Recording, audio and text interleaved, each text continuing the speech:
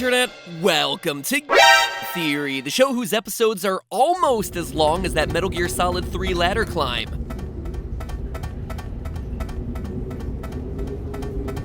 Okay, we'll check back in with Snake a little later. Good luck there, buddy. Now, it's been a while since I last mentioned it on the channel, but it bears repeating. Metal Gear Solid 3 is one of my favorite games of all time, and in my opinion is one of the best games ever created. In a series that fluctuates a bit in quality, we've managed to avoid drowning. Good job. And sometimes gets a little too far up its own butt.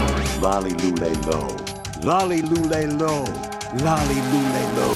Snake Eater found the perfect balance of deep narrative and tight gameplay, all while keeping an attention to detail that was unheard of for games at the time. I mean, sure, we all praise GTA 5 for its level of depth in recreating the entirety of Los Angeles, but in MGS3, almost a decade earlier, you can kill a guard, hunt and eat the vulture that ends up eating that guard, then in the River of the Dead later in the game, trigger a ghost of the guard who says, "You ate me." The game basically says yes to everything. You can spin around the camera in the torture room to make yourself vomit, thus allowing you an excuse to escape. When you're captured and imprisoned, you can throw out your food, and if you do it 3 times, it actually prompts a significant cutscene that 99.9% of players will never know about, where Snake and the guard talk about the Cold War and how they regret having to fight each other. And that's only a few of the hundreds of little details hidden throughout this game. So of course you can bet that there are going to be some unsolved mysteries here. And there's one in particular that's been kicking around the internet for a decade that's never been fully explored.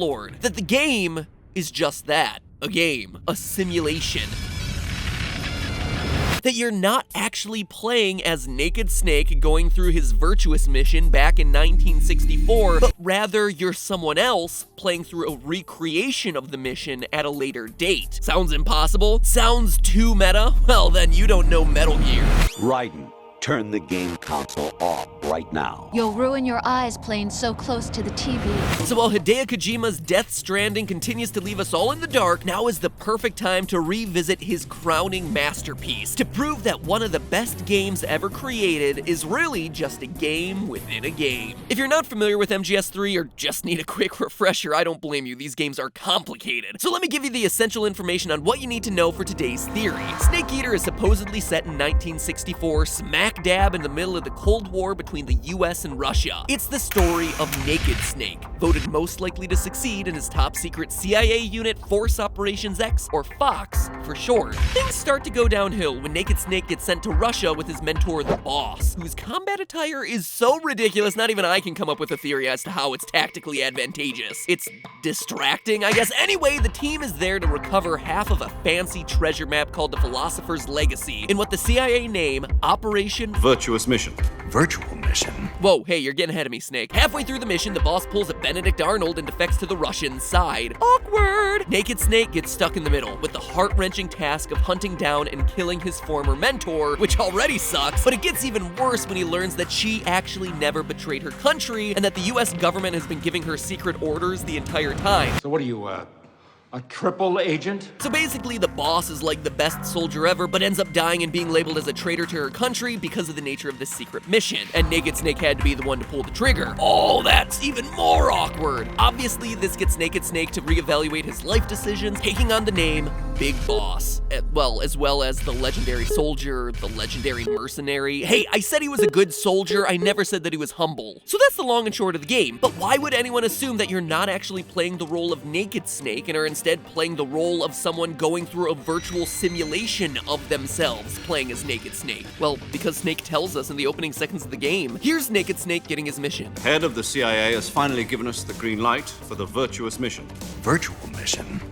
No, the Virtuous Mission. So right away, Snake is referencing straight up the idea of a virtual mission. It's an odd detail to intentionally leave in the script if it has no bearing on reality, especially since it's one of the first spoken lines you hear from Snake. Now, alone, it would be no big deal. Just an odd hiccup in the scripting, a strange creative choice. But it's not alone. In fact, it's far from the only clue that this game is more than what it appears. Metal Gear Solid 3, being the first game chronologically in the Metal Gear Solid lore, gives players our earliest look at characters who'll become important throughout the rest of the franchise. And perhaps no one is more important than Revolver Ocelot, here appearing as a young major eager to show off his gun twirling. Don't worry if you don't know who Ocelot is, you don't need to know the specifics for this theory. Suffice it to say, he goes on to appear in every other main series title. He's kind of a big deal in the MGS universe, but if you happen to kill him during one of your battles against him in the game, out of the blue, you get a game over. A game over! Why would killing an enemy in a video game ever prompt a reset? Well, let the game over screen sit for a bit and the letters rearrange themselves to say time paradox. Suddenly a voice yells out at you saying, What have you done? You changed the future. Those two lines are essential because it implies that someone literally knows the future, that they understand what Ocelot is destined to become in this series and scolds you for breaking that continuity. That alone would be a weird design choice, but making it even more solidly in the it's all a simulation camp is the fact that the voice saying all this is Colonel Roy Campbell, a character, mind you, who isn't even in Metal Gear Solid 3. I mean, he appears in other games that happen later in the Metal Gear timeline, so what's he doing here in 1964? Nothing. He's not actually there in 1964. None of this is. None of what you're playing on screen. The only way this time paradox makes any sort of sense is if the game is a virtual mission, where a soldier in training is learning by playing through Naked Snake's earliest assignment. Roy Campbell is there because he's supervising the training and making sure the recruit is staying in line with the events as they actually happen. It's a lot like Assassin's Creed, actually, where you play through the memories of someone else from an earlier time period, but if you step too far outside of the real events that happened, you get a game over. Okay, but any you died screen in a game breaks the game world, so why is this one so special? Also, this theory has been around for a while, so what new information do you have, MatPat? Well, there's one thing I haven't mentioned yet that absolutely proves that Metal Gear Solid 3 is a simulation, and it's coming right from the snake's mouth. Or should I say right into the snake's mouth. Calorie Mate. Calorie Mate is a consumable item in Metal Gear Solid 3 that restores all of your stamina. In real life, Calorie Mate is a nutritional energy bar found in Japan that dates all the way back to 1983. These items simply did not exist at all in 1964 when the Virtuous mission was taking place, which means that the Calorie Mate had to have been inserted somehow from the future. And if it's all a simulation, that's just as simple as a programmer not removing the item from the game world. Either that, or it's just a chronological mistake on the part of the game, but again, this is a game with meticulous attention to detail. It would be weird for something this egregious to slip in. Or should I say, three things this egregious to slip in, because the Calorie Mate isn't the only item from the early 1980s to slip in. In a radio transmission about the boss's history, we learned that she trained at the JFK Special Operations Center in 1957. There are two major issues with that. First, in both real life and in the game's own continuity, John F. Kennedy doesn't become president until 1961. And two, that facility was built in honor of his presidency and wasn't built until 1982. So this is another case of something that simply didn't exist in 1964 and wasn't even close to existing being inserted into the game. By simply mentioning this building, it means that the speaker of the line is coming from a time past its inception, probably in the early 1980s, definitely well past the time of Operation Snake Eater. And lastly, there's another conversation with your ally Major Zero that adds even more evidence that none of this is actually happening in 1964. Zero happens to be a big fan of James Bond and is astonished when Snake doesn't share his enthusiasm for the flashy super spy with cool guns and gadgets. Snake,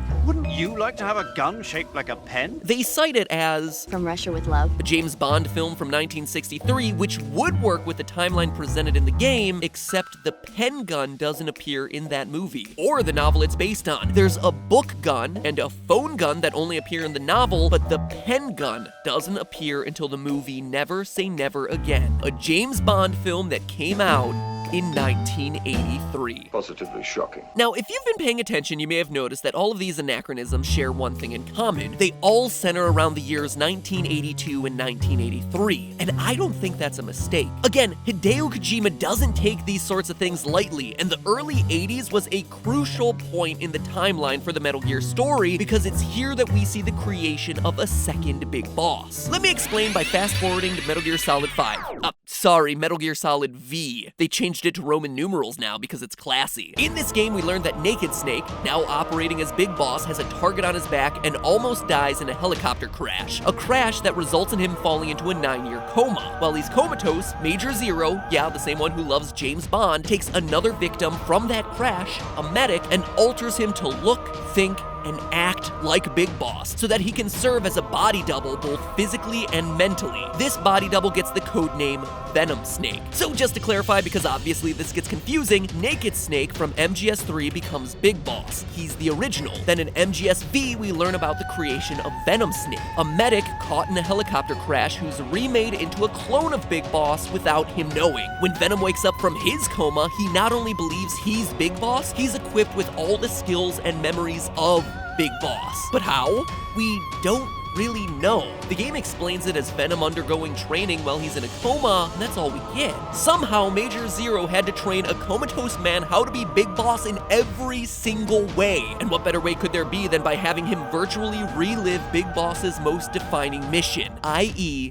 the events of Snake Eater. After all, it was the virtuous mission and Operation Snake Eater when Big Boss got to really develop his close quarters combat or CQC skills, an advanced fighting technique developed by the boss and Naked Snake together. We learn throughout the franchise that these techniques are considered very difficult to learn, and other characters in the Metal Gear universe have undergone extensive training to master them, which means that any replacement for Big Boss is gonna have to undergo some very specific and very intense training to fight like he does. And for a medic to just wake up from a coma one day and inherently know them seems impossible, unless that medic learned by going through all of Big Boss's own experiences. Plus, the Metal Gear series has an established history of using virtual missions to train agents trying to be Big Boss. Raiden, protagonist of Metal Gear Solid 2, went through hundreds of VR simulations of Solid Snake's missions to prepare for his eventual role as ruiner of the series. But here's where it all comes full circle.